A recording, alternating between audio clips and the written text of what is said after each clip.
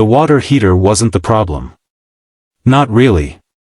I realized that the moment she said it, quietly, almost like she was embarrassed by the words herself.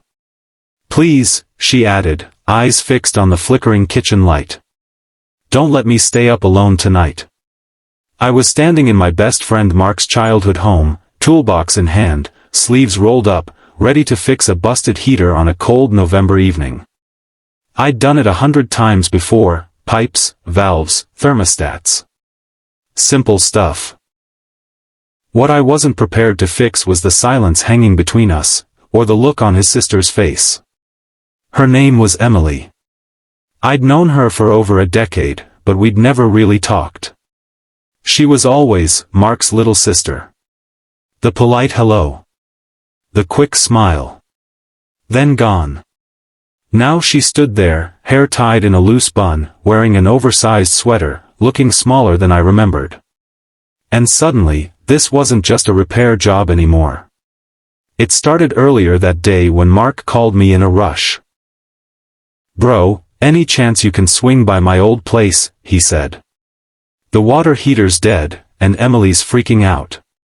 I'm out of town for work. I hesitated.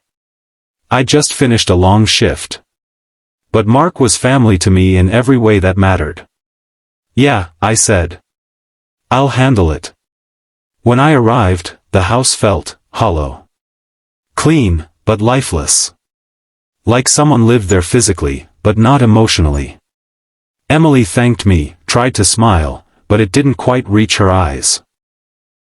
I got to work in the basement while she hovered at the top of the stairs, pretending to scroll on her phone. Cold down there? She asked. Not too bad, I replied. She nodded, then disappeared. 20 minutes later, I came back upstairs. The heater was fixed. Hot water would be flowing again in an hour. That should do it, I said. You're all set. She exhaled with relief. Thank you. Really? I grabbed my jacket. No problem. Tell Mark he owes me pizza. That's when she said it. Can you stay a little? I paused. Everything okay? She swallowed. Dawn.